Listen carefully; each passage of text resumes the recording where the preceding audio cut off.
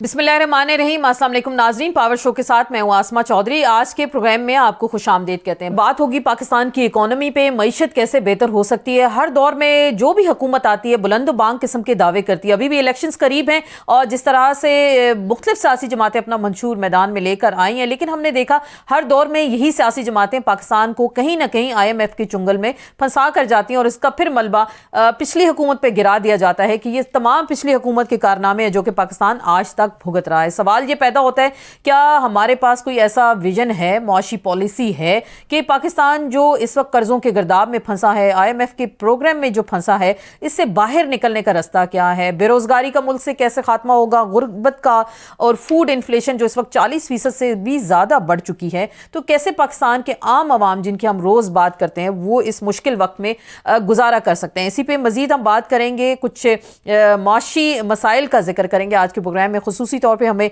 Join करेंगे हमारे बहुत ही मोहतरम जनाब हफीज़ पाशा साहब, साबिक वफाकी वज़ीर फाइनेंस रह चुके हैं और साबिक वफाकी वज़ीर कॉमर्स एंड ट्रेड और डिप्टी चेयरमैन प्लानिंग कमीशन भी रह चुके हैं। सर, आपको वेलकम कहते हैं आज के शो में। आपकी तो ग्रिप है, आपने तो बड़े करीब से पाकिस्तान की इकॉनमी को देखा भी है, चलाया भी है, तो ये हमेशा से जो हम एक ही बात सुनते हैं, जी हम तो बड़ा अच्छा प्लान लेके आए थे, ये पिछली हुकूमत ने पाकिस्तान को कर्जों के बोझ तले दबा दिया, तो हम तो अब कुछ नहीं कर सकते, तो ये क्या ये जस्टिफिकेशन सर आज तक ठीक है क्या?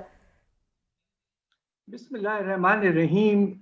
देखिए, आपने जो आगाज में बात की है, एक लिहाज से इसलिए ये बिल्कुल वाज़े तौर पर है कि आप ये देखिए कि 1988 के बाद से पाकिस्तान IMF के साथ एक रिश्ता कायम कर चुका है और हम आज तक तकरीबन 23 प्रोग्राम्स में जा चुके हैं। सही। अब आप ये सोचिए कि तकरीबन आप 35 साल में, आप तकरीबन 35 से 40 साल में आप के अंदर आप ये 23वां प्रोग्राम गुजार चुके हैं। तो ये बिल्कुल आप ठीक कह रही हैं कि हमें कुछ आदत सी हो गई है। और इसकी क्या वजह क्या है? वजह ये है कि जब हालात कुछ थोड़ा सा संभलते हैं तो हमारी जो हुकूमतें हैं विदाउट एक्सेप्शन, उनकी कोशिश ये होती है कि जरा तेज रफ्तारी लाया जाए और उसके नतीजे में होता ये खास तौर पे बजट का खसारा बढ़ जाता है और फिर जो आपके दरामदाद हैं उनमें तेजी से इजाफा होना शुरू हो जाता है और 1.5-2 साल के अंदर हमारे जो फॉरेन एक्सचेंज रिजर्व्स हैं जो बड़ा के बाद अरब डॉलर तक भी पहुंच जाते हैं, वो गिर गिरा के 5-6 पे आ जाते हैं।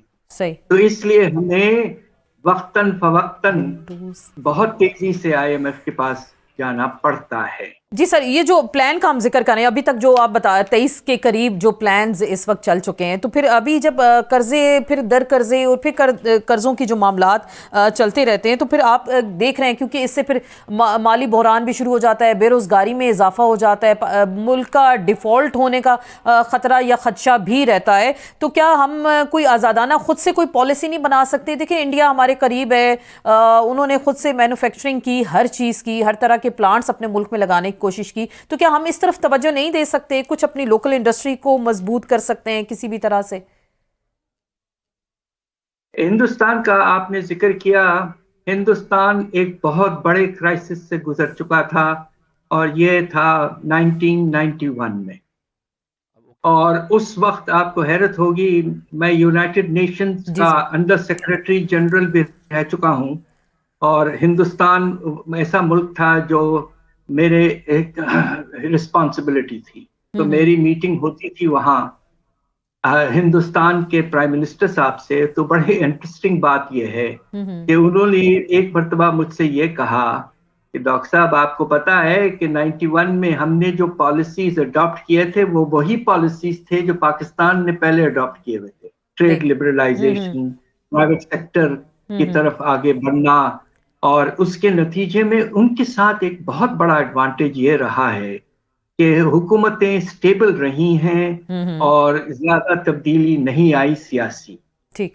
हमारे यहाँ तो जब आप देखिए कि सियासी तब्दीलियां होती रहती हैं और पॉलिसीज एक तरह की नहीं रहती हैं اور اب سوال یہ پیدا ہوتا ہے کہ جس ملک کے قرضوں کا بوجھ 126 ارب ڈالر کا ہو چکا ہے True. اور ریزروز آپ کے پاس صرف 7 ارب ڈالر ہیں، بالکل رہ چکے ہیں. تو کیا آپ گزارا کر سکتے ہیں؟ اور سر اس میں بھی سعودیہ اور چائنا کے ہیں شاید 3 ہزار کے قریب اگر ہم بات کرتے ہیں تو. چائنا اور سعودی عربیہ سے تو چائنا سے تو آپ نے تقریباً کل 30 ارب ڈالر قرضے لیے ہوئے ہیں. وہ سب سے بڑا پاکستان کا لینڈر ہے اس وقت. بالکل. تو اگر سر یہ سلسلہ ابھی آپ بات کر رہے ہیں کہ ایک تو آئی ایم ایف کے ہمارے پاس قرضے ہو گئے، ایک ہم نے چائنا سے لیے ہیں، سعودی عرب بھی ہمیں کسی نہ کسی طرح سے ہر دور میں مدد کرتا رہا ہے، تو کیا ہم معاشی طور پہ جیسے کہتے ہیں نا ہم خود کفیل ہونے جا رہے ہیں؟ ابھی الیکشن سر پہ ہیں، ہم بڑے بلند و بانگ قسم کے دعوے سن رہے ہیں. ابھی میں کچھ دن پہلے آئی پی پی ان کا جلسہ تھا، انہوں نے کہا کہ جی ہم 300 لیٹر تک غریب لوگوں کو پیٹرول فری دیں گے، 200 یونٹ بجلی ہم فری دے دیں گے. یہ جو اس طرح کے وعدے اور یہ دعوے کیے جاتے ہیں، آپ کو لگ رہا ہے یہ پریکٹیکل ہیں یہ تمام تر چیزیں جو ہمارے سیاستدان وعدے کرتے ہیں الیکشنز میں؟ With all due respects, یہ نہ صرف نامناسب ہے بٹ irresponsible بات. اس وقت ملک کے جو حالات ہیں وہ اس طرح ہو چکے ہیں کہ آپ اس وقت جو ہے ریلیف اس وقت آپ کو کوشش کر کے دینا چاہیے جب ہمارا جو امیر طبقہ ہے ایلیٹ وہ ٹیکسز پے کرنا شروع کر دے. اس وقت آپ کو حیرت ہوگی کہ ہمارا جو امیر طبقہ ہے ان کو جو ٹیکسوں کے نظام میں مراد مل چکے ہیں وہ تقریباً آپ کو حیرت ہوگی 3,500 سے 4,000 ارب ریلیف ملا ہوا. دیکھیں ذرا، تو آپ ریلیف اپنے عوام کو صرف اس وقت دیں گے جب آپ پروگریسو ٹیکسیشن کریں اور جو ایڈیشنل ریونیوز ہوں اس سے آپ یقیناً ریلیف پرووائڈ کریں. ٹھیک. تو سر یہ چیزیں جو آپ گنوا رہے ہیں، کیوں کیا ہماری جب پالیسیز بنائی جاتی ہیں اوپر لیول پہ، جب آپ لوگ بیٹھتے ہیں یا ہمارے جو ظاہری بات ہے اکانومی کے لوگ چلا رہے ہیں، تو وہ ان چیزوں کو اس وقت کنسیڈر نہیں کرتے؟ اگر ٹیکس کی اتنی بڑی چھوٹ دے دی جاتی ہے تو پھر سارا بوجھ عام عوام پہ کیوں ڈالا جاتا ہے؟ میں نے پچھلے دنوں سنا آئی ایم ایف کی جو چیف ایگزیکٹو تھیں، جو پروگرام پاکستان کو دیا گیا، وہ بات کر رہی تھی کہ ہم نے یہ نہیں کہا آپ کی حکومت سے کہ آپ غریب عوام پہ بوجھ ڈالیں، ہم نے تو کہا ایلیٹ سے اس چیز کو آپ کور کریں، ٹیکس نیٹ میں لوگوں کو لے کر آئیں، ٹیکس کو بڑھائیں. تو ہمیں جو کہا جاتا ہے آئی ایم ایف نے کہا تو جی ہم نے پیٹرول مہنگا کر دیا، آئی ایم ایف نے کہا ہم نے بجلی پہ سبسڈی ختم کر دی، آٹے پہ سبسڈی ختم کر دی. تو یہ بھی ایک بے وقوف بنانے کی عوام کو کوشش ہے کیا؟ جی بالکل واضح طور پر میں آپ کو ایک ایگزامپل دینا چاہتا ہوں. 1997 میں بڑے مشکل سے جب میں وزیر تھا میں نے کوشش کر کے پاکستان میں ایگریکلچرل انکم ٹیکس کا لا لے آیا تھا. اور یہ آپ سوچئے کہ ہمارے ملک 1% جو لینڈ لارڈ ہیں، بڑے لوگ زمیندار، ان کے ہاتھ میں صرف 1% کے ہاتھ میں 22% زمین ہے. بڑے مشکل سے میں نے پروگریسو آرگومنٹ کر آ کے اس کو پاس کروایا تھا. پروونشل ٹیکس ہے یہ، پنجاب میں خاص طور پہ اس کو پاس کروا لیا تھا. آج 20 سال سے زیادہ گزر چکا ہے اور اس ٹیکس سے اس پچھلے سال کی ٹوٹل ریونیو 3 ارب جبکہ ریونیو پوٹینشل 1100 ارب ہے. یہ ہے حال آپ کے ملک کے ٹیکس کے نظام کا. اس سے آگے میں کیا کہوں؟ بالکل آگے تو ظاہری بات ہے سر، لیکن کیا کوئی ول نہیں ہے جب عوام کی بات کی جاتی ہے؟ تو جو میں نے آغاز میں یہی سوال کیا تھا، میں دوبارہ یہی جاننا چاہوں کیونکہ لوگ آپ کو سن رہے ہیں اور عام طبقہ جو یہ عام فہم الفاظ میں وہ سننا چاہتا ہے، سمجھنا بھی چاہتا ہے کہ یہ تو ایک کہہ دیا جاتا ہے کہ یہ پچھلی حکومت کا کارنامہ تھا، جی ہم تو کیسے کریں، ہم نے بجلی مہنگی کرنی ہی کرنی ہے، ہم نے آٹا مہنگا کرنا ہی کرنا ہے. تو لوگ تو ویسے ہی تنگ آئے ہوتے ہیں مہنگائی سے، تو وہ سمجھتے ہیں واقعی یہ پچھلی حکومتوں کا خمیازہ ہے جو اب ہمیں بھگتنا پڑ رہا ہے.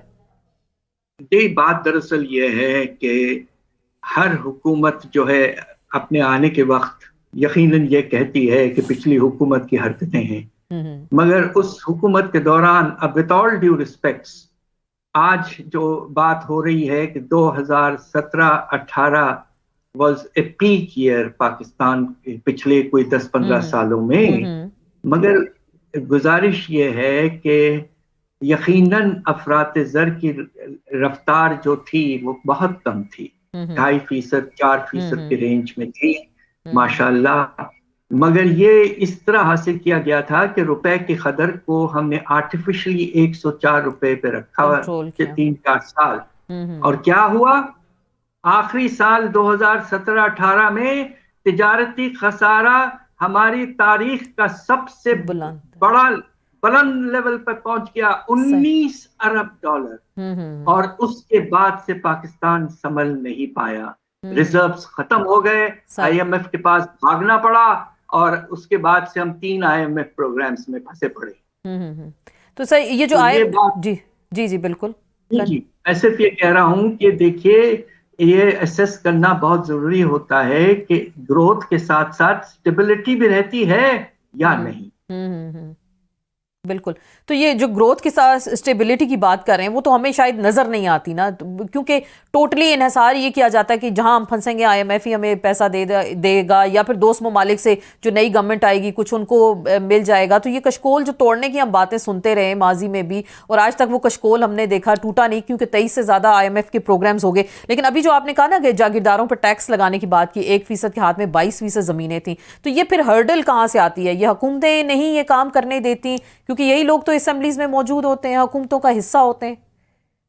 یہی بالکل آپ نے ٹھیک فرمایا ہے، ان کی ریپرزنٹیشن پروونشل لیول پہ بہت زیادہ ہوتی ہے، اور یہ ٹیکس کو خاص طور پہ آئین میں نکال کر ایگریکلچرل انکم ٹیکس کو پروونشل لیول پہ رکھا گیا، باقی سارے انکم جو ہیں وہ فیڈرل لیول پہ ٹیکس ہوتے ہیں. یہ پہلا ہی انڈیکیشن تھا کہ ایسا نہیں ہوگا. اب میں آپ کو کیا بتاؤں کہ ایسے بے شمار اگزامپل ہیں جس سے پراپرٹیز پر جو ٹیکس ہم پورا لیتے ہیں، ہم پراپرٹی ٹیکس جو ہے جو ہمارے لوکل گورنمنٹس کے لیے کلیکٹ کیا جاتا ہے، پورے پاکستان میں 25 ارب ہم کلیکٹ کرتے ہیں.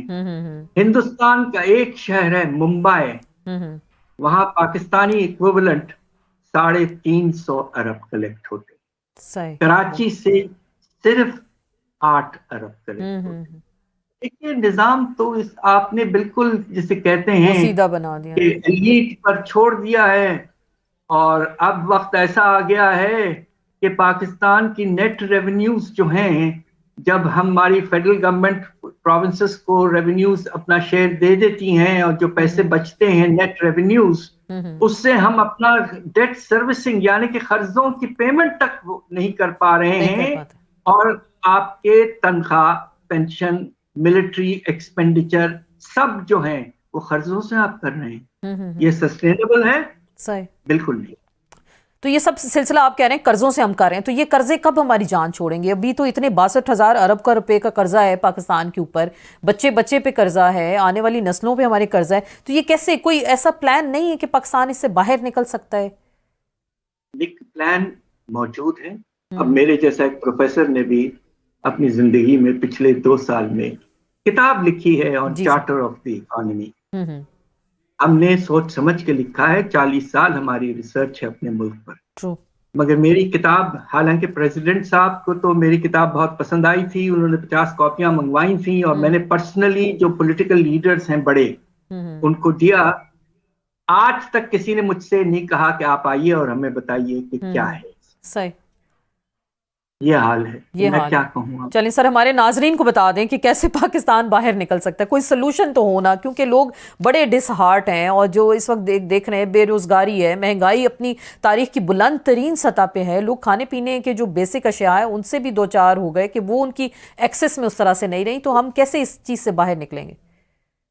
ذریعہ سلوشن واضح ہے. سوال یہ ہے کہ کیا یہ سیاسی طور پر یا اسٹیبلشمنٹ کے طور پر مکمل ہو سکتا ہے. آلریڈی آپ نے دیکھا کہ ہمارا سول اور ملٹری اسٹیبلشمنٹ نے ایک نیا ماڈل پیش کیا ہے، SIFC، special investment facilitation council. ماشاءاللہ، اور جون میں یہ قائم ہوا، اور ہم وقتاً فوقتاً سنتے رہتے ہیں کہ انشاءاللہ 70 ارب ڈالر آ جائیں گے پاکستان میں اگلے 3 سال میں. تو ہمیں کوئی ریفارم وفارم کی ضرورت نہیں ہے. اللہ کے فضل سے ہمارے پاس اتنا پیسہ ہوگا کہ سب کو نوکریاں مل جائیں گی, کوئی پریشانی نہیں.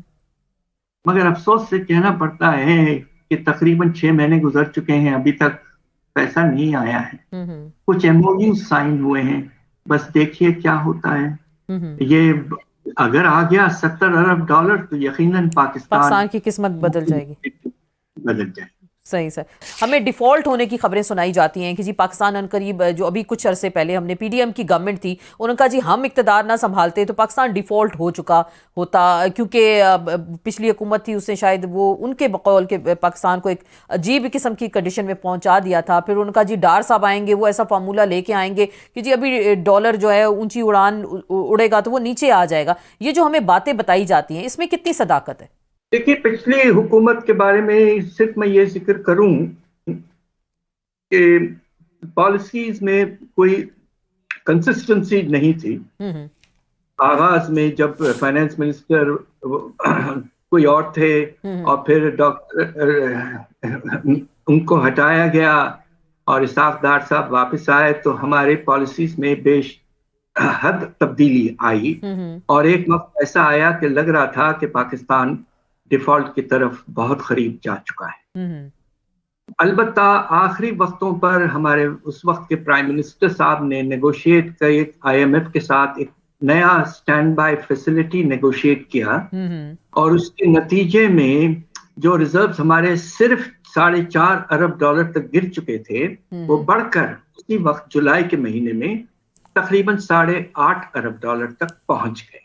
اور اس کی وجہ سے ابھی تک ہم سانس لے رہے ہیں, مگر ہمارے ریزرو $7 ارب سے نیچے آ چکے ہیں اور گر رہے ہیں, اس لیے کہ باہر سے پیسے آنے کی رفتار بہت سست ہو چکی ہے اور قرضوں کی واپسی نئے پیسوں سے زیادہ ہو رہی ہے, اور ریزروز پر پھر سے پریشر پڑنا شروع ہو چکا. ٹھیک, تو یہ جو کہہ رہے تھے کہ ٹیکنیکلی ڈیفالٹ ہو گئے, اس میں کتنی صداقت تھی؟ دیکھیے ٹیکنیکلی ڈیفالٹ اس لحاظ سے آپ کہہ سکتے ہیں کہ ہمیں جیسے کہتے ہیں یہ بڑا ٹیکنیکل معاملہ ہے, اگر آپ مناسب سمجھیں تو اس کو چھوڑ دیں, مگر صرف یہ کہہ دوں کہ اللہ کے فضل سے اس وقت ہم نہیں ہیں ٹیکنیکلی ڈیفالٹ. صحیح, لیکن ایسے چانسز تھے کہ پاکستان ڈیفالٹ کی طرف جا رہا تھا؟ بالکل جا رہا تھا. جب ریزروز آپ کے $4.5 ارب پہ گر جائیں, جو کہ صرف ایک مہینے کے درآمدات کے لیے بھی کافی نہ ہو, تو آپ تو بہت ہی قریب جا چکے تھے خدا نہ خواستہ دیوالیے کے. یہ ہو سکتا تھا. تو یہ جو سٹاک مارکیٹ آئے روز ہم سن رہے ہیں بڑے اوپر جا رہی ہے, انڈیکس کا کہاں سے کہاں پہنچ گیا اور بڑی تیزی آ گئی سٹاک مارکیٹ میں, ڈالر وہیں کا وہیں ہے. تو اب سٹاک مارکیٹ اگر اوپر جاتی ہے تو لیکن گراؤنڈ پہ ہمیں اس کے اثرات دکھائی نہیں دے رہے, تو یہ کیا ہے کہ صرف یہ کتابی باتیں ہیں یا سٹاک مارکیٹ کی حد تک یہ چیزیں ٹھیک ہیں؟ کچھ عام فہم میں آپ اس کو سمجھائیں گے کیا؟ بات دراصل یہ ہے کہ یہ ایک بات بالکل واضح کرتا ہے کہ ملک میں حالات کچھ ایسے ہیں کہ امیر طبقہ جو ہے وہ اور امیر ہوتا جا رہا ہے, اور جو غریب طبقہ ہے پاکستان کا, مجھے بہت افسوس سے کہنا پڑتا ہے کہ بے روزگاری کا اور غربت کا پیمانے جو ہیں وہ تاریخ کے سب سے بلند لیول پر جا چکے. 10.5% آپ کے بے روزگاری ہے. جی بالکل. تقریباً آپ یہ سوچئے کہ 70 لاکھ سے زیادہ مزدور بے روزگار ہو چکے ہیں. جی. اور 11 کروڑ لوگ ہمارے ملک کے 24 کروڑ میں سے غربت کے لکیر کے نیچے جا چکے ہیں. تقریباً آدھی آبادی. جی. یہ تو جسے کہتے ہیں نا مذاق ہو گیا ہے. اور کیا وجہ کیا ہے؟ وجہ یہ ہے کہ آپ کے بینک جو ہیں بے شمار پیسہ بنا رہے ہیں بینکس, اور 22% انٹرسٹ ریٹ چارج کرتے ہیں. ان کے جو مارجن ہے بٹوین ڈپازٹس اینڈ ایڈوانسز وہ بے تحاشا بڑھ چکا ہے, اور وہ ریکارڈ پروفٹس بنا رہے ہیں. تو بینکنگ سسٹم جو اسٹاک مارکیٹ کا ایک بہت بڑا حصہ ہے, تو وہ جب بوم کرنا شروع ہوا تو باقی بھی شروع ہو گئے.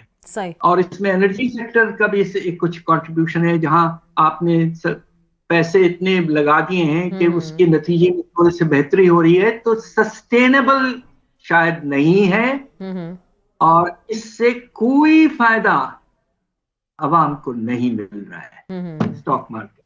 बिल्कुल। ये अमीरों का खेल है। अच्छा, अमीरों का खेल। तो ये फिर बताया जाता नहीं जी, देखिए स्टॉक मार्केट कहाँ से कहाँ चलेगी, तो फायदा सिर्फ इसका मतलब अमीर को ही दिखाई दे रहा है। 1% पाकिस्तान के पॉपुलेशन को फायदा है। तो बाकी अवाम को कोई से शायद सरोकार नहीं। सर, ये जो 30 लाख से जायद अफराद एक साल में तकरीबन मुल्क से बाहर चले गए, हमारा ब्रेन ड्रेन बाहर शिफ्ट हो गया, तो इसके बारे में आप क्या कहेंगे? क्या पाकिस्तान के अंदर कोई ये ऐसी जॉब्स नहीं? अभी आप बता रहे इतने लोग बेरोजगार हो गए, मजदूरों को शायद उस तरह से मजदूरी नहीं मिल रही, 11 करोड़ से जायद तकरीबन लोग जो हैं खत्ते गुर्बत से नीचे जिंदगी गुजार रहे हैं। ये जो बाहर हमारा ब्रेन ड्रेन चला गया, तो पाकिस्तान को आगे चलाएगा बात कौन? देखिए, पाकिस्तान में इस वक्त जो पढ़ा लिखा तबका है, खास तौर पे नौजवानों का, हम्म आपको हैरत होगी कि उनके बेरोजगारी का पैमाना 30%, यानी कि 10 में से 3 बेरोजगार है। हम्म और ऐसा प्रॉब्लम यूथ बल्ज का और आइडल यूथ का पाकिस्तान की तारीख में कभी नहीं हुआ था। इस वक्त पाकिस्तान में हमारे नौजवान जो कुछ नहीं कर रहे हैं, कोशिशों के बावजूद कुछ कर नहीं पा रहे हैं, आइडल यूथ जिसे कहते हैं, जी जी। उसका पैमाना आपको हैरत होगी कि 1,50,00,000 लोग आइडल हो चुके हैं, मजबूरन बेचारे इलीगल माइग्रेशन या जो भी है कोशिश करके जाने की कोशिश कर रहे हैं।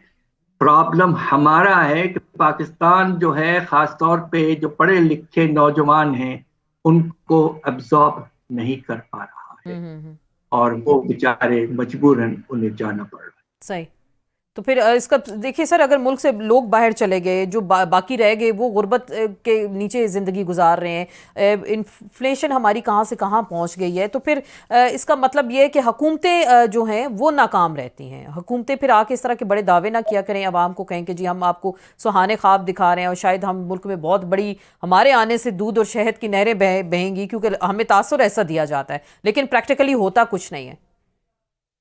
जी, with all due respect again, आप बिल्कुल ठीक कह रही हैं और हम चाहते हैं कि एक मैच्योर हुकूमत आए जो अपने मैनिफेस्टो में इंशाल्लाह इस इलेक्शन के लिए वाज़े तौर पर ये कमिटमेंट करें प्रोग्रेसिव रिफॉर्म्स के, और जो सपोर्ट टू द पीपल किस तरह स्पेसिफिकली बिल्कुल एक वाज़ा तौर पर एक अच्छा प्रैक्टिकल मैनिफेस्टो पेश करें मुल्क को, तो इंशाल्लाह हम सब उसकी तरफ पहुंचेंगे और this will be the real test of vote in the country. Sir, अगर ये अभी जो फरवरी में इलेक्शन होने की बात हो रही है कि 8 फरवरी को इलेक्शंस होने हैं, कुछ जगह से ऐसा तासुर भी आता है कि शायद कुछ आगे ये जा सकता है मामला, लेकिन IMF ने ज़ाहिर बात है अब जो अगली हमें किस रिलीज़ करनी है वो इस चीज़ से मशरूत है कि इलेक्शंस हों। अगर ये मामला क्योंकि मुख्तलिफ सियासी जमातें इस वक्त खुद मैदान में आ गई, इलेक्शन कमीशन में ऐसी एप्लीकेशंस गई, जरदारी साहब ने इशारा दे दिया, मौलाना फजल रहमान साहब बात करें, अमीर मुकाम भी एप्लीकेशन लेके चले गए, KP में हालात सख्त हैं, सर्दी है, बर्फबारी है, तो कुछ दिन आगे चला जाए, तो क्या आपको लग रहा है जो फिर हमें उस ज़िमन में पैसे मिलेंगे IMF से, या फिर उनको कोई गारंटी दी जाएगी कि इलेक्शंस बर वक्त होंगे? देखिए, इस वक्त कोशिश ये होनी चाहिए कि जो अनसर्टिनिटी है, कि अंदाजा नहीं है कि आने वाले दिनों में क्या होगा, इससे माशी हालात में और खराबी आती है। खासतौर पे इन्वेस्टमेंट रुक जाता है, बाहर से पैसा आना रुक जाता है बिल्कुल।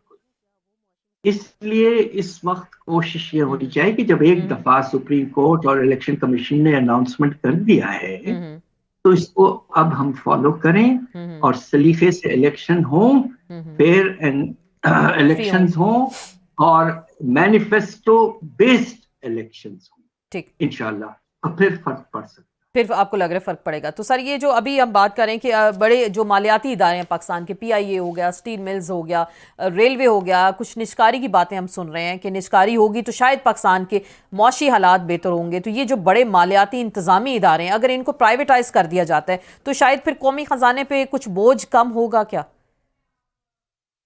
देखिए, बात यह है कि आपका जो इस वक्त सबसे बड़ा बोझ जो सेक्टर है वो आपका बिजली का सेक्टर, पावर सेक्टर।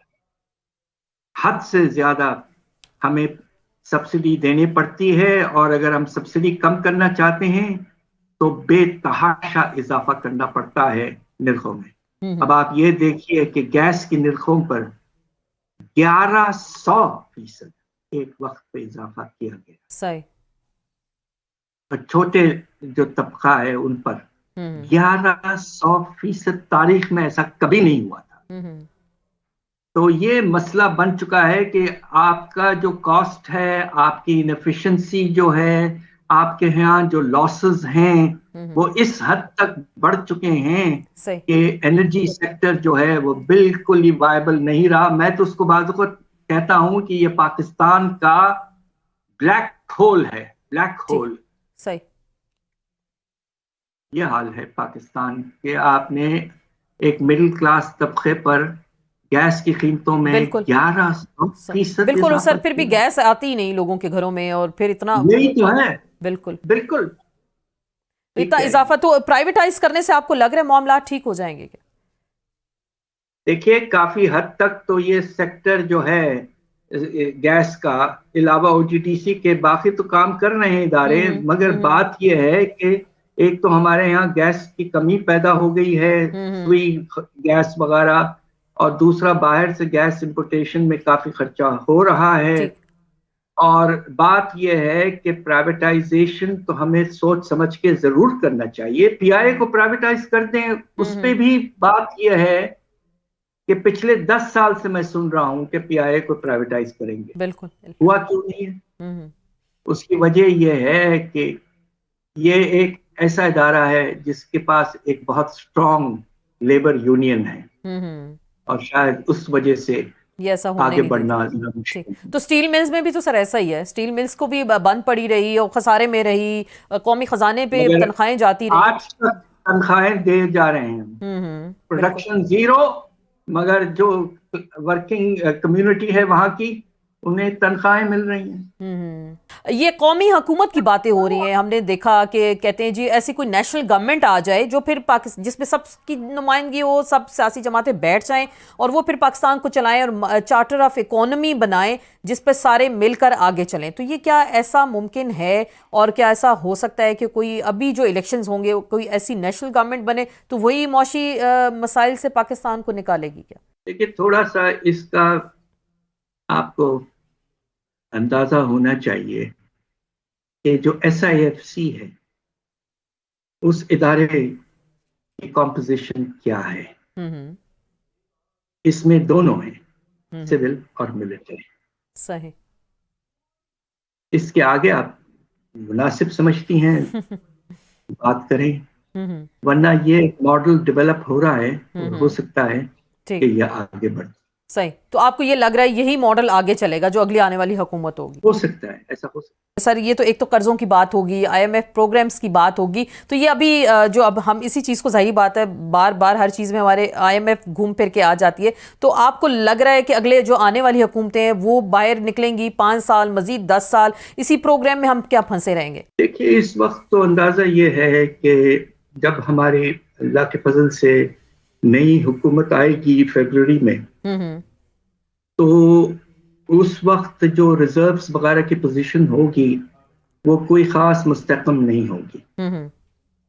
ابھی آلریڈی آپ کو میں نے کہہ رہا ہوں کہ $7 ارب ریزروز گر چکے ہیں۔ بالکل، اب سوال یہ پیدا ہوتا ہے کہ آنے والے، اب دیکھیے اگلے سال ہر سال ہمیں کم از کم باہر سے 20 سے 25 ارب ڈالر کی سالانہ ضرورت ہے تاکہ ہم قرضوں کی پیمنٹ کر سکیں جو ہم نے لے چکے ہیں، اور اپنا جو تجارتی خسارہ ہے اس کو پورا کر سکیں۔ صحیح، اب اس کے لیے آپ کو بہت اسٹرکچرل ریفارمز، میجر ایکشنز لینے پڑیں گے، اور مجھے افسوس سے کہنا پڑتا ہے کہ اس دوران اگلے میرے خیال سے کم از کم 2.5 سے 3 سال پاکستان کو پھر سے اسی پروگرام آئی ایم ایف کے جی ہاں چھتری کی ضرورت رہے گی، اور سخت سے سخت اقدامات لینے پڑیں گے۔ اس کے علاوہ پاکستان کے پاس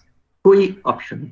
नहीं। तो सर ये आप कह रहे हैं कि सख्त से सख्त इकदाम। मुझे याद है अभी जो गर्मियां गुजरी हैं, बिजली के बिलों में इतनी ओवर बिलिंग की गई है कि आम तबका, हर बंदा चीख उठा, लोग सड़कों पे निकल आए। एक आम मजदूर का जो बिल तकरीबन 2000 से 4000 आता था, वो 20 से 25,000 रुपए तक आ गया। तो सख्त इकदाम में हमने तो पहले यही देखा कि बिजली के जो बिल्स आते हैं वो बॉम्ब गिरते हैं पाकिस्तान के अवाम पे, पेट्रोल बॉम्ब गिरता है। अभी सर्दियां आई नहीं तो साथ ही गैस की कीमतों में जिस तरह से इजाफा बेतहाशा, तो ये तो मलबा तो पाकिस्तान के अवाम पे गिरना है।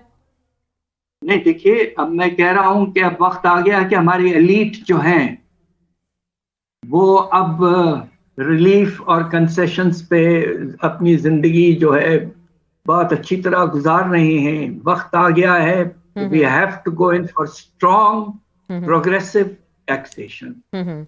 और दूसरी तरफ जो हमने खासतौर पे फेडरल हुकूमत को इतना बड़ा करके फैला दिया है, उसको बहुत हद तक कम छोटा करना पड़ेगा।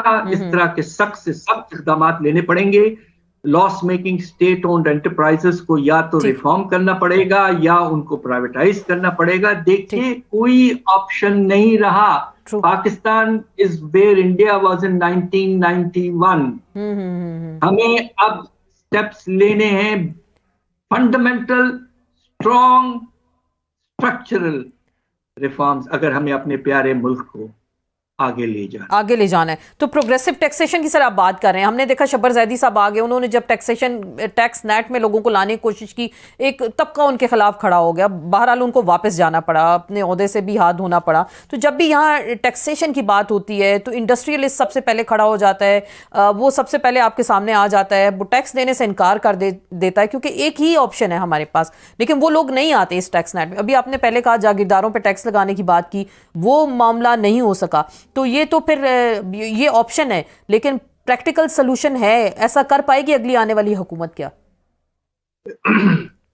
हम बस इंशाल्लाह उम्मीद कर रहे हैं कि आपको टैक्स का जाल फैलाना पड़ेगा। और 3 शोबे ऐसे हैं जो बहुत कम, जिन पर टैक्सेशन है, वो आपको बढ़ाना पड़ेगा। एक तो जागीरदार हैं, दूसरा जो प्रॉपर्टी के ओनर्स हैं, मुल्क के सबसे अमीर लोग, और तीसरा जो बड़े बड़े शॉपकीपर्स वगैरह हैं, उनको भी लाना पड़ेगा। अगर आप ये करेंगे तो इंशाल्लाह आपके रेवेन्यूज में नुमाया तौर पर इजाफा होता है। और दूसरी तरफ अगर आप अपने खर्चे भारी कम करते हैं, काटते हैं, तो पाकिस्तान संभल सकता है। हमारा मुल्क बड़ा रेजिलियंट मुल्क है। मैं उस वक्त वजीर था जब पाकिस्तान ने बॉम्ब फोड़ा था। अल्लाह का शुक्र है कि हमने बेशुमार रातें गुजारी सोए बगैर, मगर पाकिस्तान निकल आया, बिल्कुल सरवाइव कर गया। हम बीमार हो गए और घर आ गए। जी बिल्कुल सर। मैं आखिरी बात करूंगी। अब ये जो डेवलपमेंट फंड्स होते हैं, जो अरबों रुपए के फंड्स तरक्याती दिए जाते हैं, जो अवामी नुमाइंदे हैं, इनको बांटे जाते हैं, तो इन पे भी कट लगना चाहिए। SDP जो प्रोग्राम्स हैं, तो आप ये समझते हैं ये एक सोल्यूशन भी होनी चाहिए कि अगर आप इनको कट किया जाए, ये IMF ने भी एक दिया पाकिस्तान को सोल्यूशन की, इस पे भी कट लगाया जाए। लेकिन हमारे यहाँ तो वो सियासी तौर पर लोगों को नवाजा जाता है, इस तरह की चीज़ें सामने लाई जाती हैं। देखिए, बात यह है कि प्रोजेक्ट का अप्रूवल का एक आईनी प्रोसेस मौजूद है, तो हम पिछले 75 साल से फॉलो कर रहे थे। इसको हम खत्म नहीं कर सकते। और ये जो आप पॉलिटिकल प्रोजेक्ट्स कर रहे हैं, जिनकी कोई फीजिबिलिटी एस्टैब्लिश नहीं होती, फंडिंग अरेंजमेंट्स के बारे में कोई बात नहीं होती, ये बिल्कुल विद ऑल ड्यू रिस्पेक्ट्स नामुनासिब है और ऐसा नहीं होना चाहिए। ड्यू प्रोसेस के थ्रू प्रोजेक्ट्स को जाना चाहिए। हमारे यहाँ provincial development working party, central development working party, national economic council, ये एक प्रोसेस है आइन के तहत अप्रूवल ऑफ प्रोजेक्ट्स। इसको फॉलो करना बहुत जरूरी है और होना चाहिए। बहुत बहुत शुक्रिया हफीज पाशा साहब। सर आप हमारे साथ मौजूद थे और पाकिस्तान की इकोनॉमी पे आप बात की, और यही सोल्यूशन सामने आया है कि टैक्स नेट को बढ़ाना होगा, प्रोग्रेसिव टैक्सेशन करनी होगी, प्रोग्रेसिव रिफॉर्म्स लानी होंगी ताकि पाकिस्तान को सही डगर पे चलाया जा सके। इसके साथ ही आपसे इजाजत चाहते हैं, फिर मुलाकात होगी। इजाजत दीजिएगा। अल्लाह हाफिज।